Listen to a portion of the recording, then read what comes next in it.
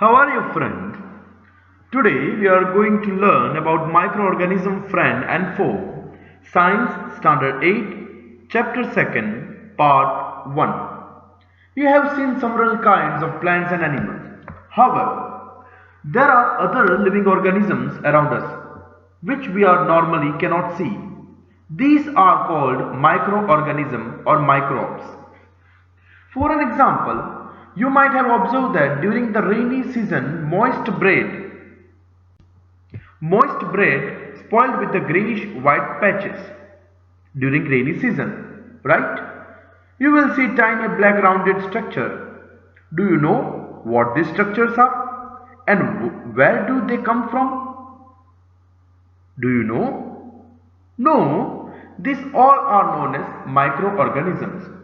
This observation shows that water and soils are fully of tiny organisms, though not all of them falls into the category of microbes. Let familiar with all of them. Dear friend, there are four types of microorganisms: bacteria, protozoa, fungi, and algae. Microorganisms are classified into major four types: bacteria, fungi, protozoa, algae. Dear friend, viruses are also microscopic, but they are different from other microorganisms because it reproduces only inside the cells of the host organism, and which may be bacterium, plant or animal. Dear friend, there are some of the diseases been caused by bacteria, protozoa and virus. Typhoid and TB been caused by the bacteria, dysentery and malaria caused by protozoa, cold, influenza, flu and most cough are caused by virus,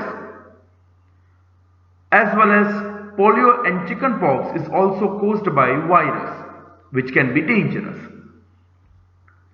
Dear friend, but the question arises, where do microorganisms live?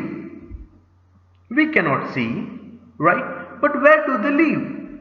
Dear friend, microorganisms may be single-celled like a bacteria or multicellular such as algae and fungi. They used to survive in all the types of environment. Dear friend, these microorganisms used to live in all types of environment, from ranging from ice cold climate to hot spring, as well as desert to marshy lands. It means that whenever or wherever you go, you are going to find microorganisms around you. They are also found inside the bodies of the animal, including human beings also. It means that in your body there are the numbers of the microorganisms.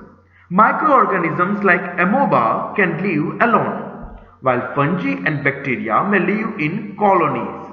Dear friend, bacteria is a single-celled microorganism, while algae and fungi are multicellular.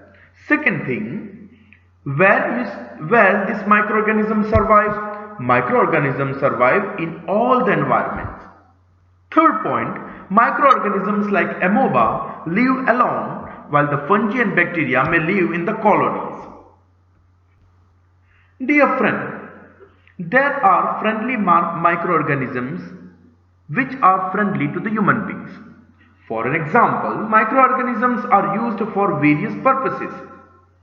They are used in the preparation of curd, bread and cake.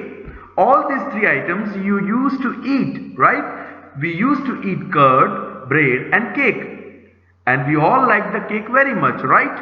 But my dear friend, for your kind information, curd, bread and the cake, the most delicious cake, are used to be made by using this microorganism. Moreover that, these microorganisms are useful in agriculture also. In agriculture, they are used to increase soil fertility by fixing the nitrogen. Now the question arises, how? Some bacteria are able to fix nitrogen from atmosphere to enrich soil with nitrogen and increase its fertility. So, my dear friends, these microorganisms are helpful to us. Now, let's take one example of making a curd. How the curd is made. We all know that our mother used to add some parts of buttermilk into the milk, and as a result, second day we used to get the curd. But how? The bacterium Lactobacillus promotes the formations of curd. It multiplies in milk and converts it into the curd. So great it is. Not only that, but dear friend, for the commercial use of microorganism, yeast are used for large scale productions of alcohol, wine and even vinegar, that is acetic acid. Just imagine, my dear friend, how much these microorganisms are useful to us, right? Friend, now it may be possible that all of us are become ill at some of the time, especially the rainy season or at any time. Whenever you fall ill, the doctor may give you some antibiotic tablets, right? Even injections also. Each are made on penicillin. The source of these medicines is microorganisms. These medicines kills or stop the growth of such disease causing microorganisms. Such medicines are called antibiotic. Now, for your general knowledge, in 1929 Alexander Fleming was working on the cultures of disease causing bacteria. Suddenly, he found the spores of the little green mold in one of his culture plates. He observed that the presence of the mold prevented the growth of bacteria.